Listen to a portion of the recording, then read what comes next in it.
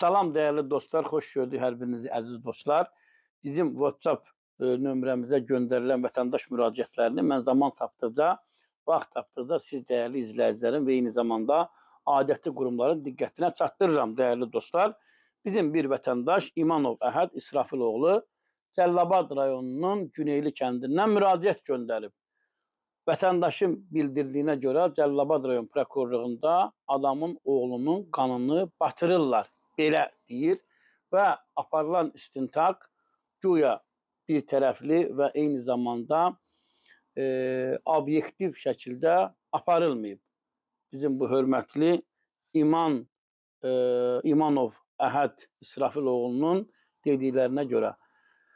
Dəyərli dostlar, eşidək, baxaq görək İmanov Əhəd İsrafiloğlu nə deyir? Mən bu müraciətimi jurnalist Elnur Şükürovun vasitəsilə Azərbaycan Respublikasının Prezidenti Cənab İlham Əliyevə edirəm.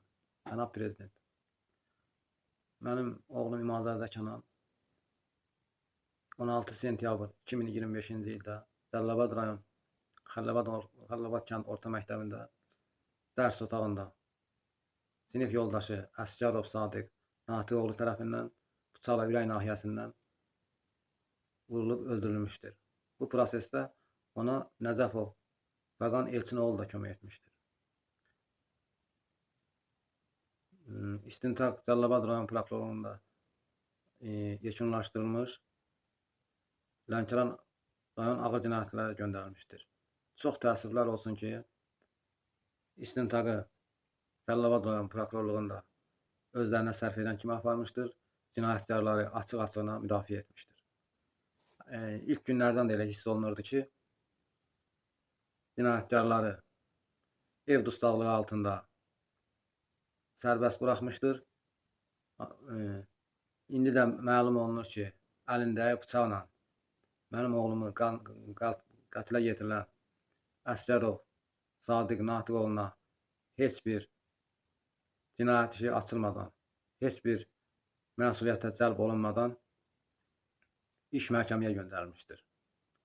Özünüz də gördüyünüz kimi mənim oğlumun qanını batırmaq istəyirlər. Cənab Prezident, mən sizdən Azərbaycan Respublikasının Baş Prokurorluğu Kamran Əliyevdən, Ali Məhkəmənin sədri İnam Kərimovdan xahiş edirəm. Mənim birinci qrup əlil kimi, bir ürəyi yaralı valideyn kimi sizdən xahiş edirəm. Mənə kömək edəsiniz. Mənim oğlumun qanı yerdə qalmasın. İmanov Əhəd İsrafiloğlunun müraciətini dinlədik. Adam ölkənin prezidentinə, cənab prezidentə və eyni zamanda hörmətli baş prokuror Kamran Əliyevə müraciət edir, fəryad edir. İmkan verməyin mənim oğlumun qanı batsın. Niyə? Birinci qrup əlinin fiziki qüsurlu, sağlamlığı yerində olmayan adamın hüquqları tapdanılmalıdır. Niyə adam fəryad eləməlidir? Ümumiyyətlə nələr baş verir? Hörmətli baş prokurorluq araşdırma aparmalıdır.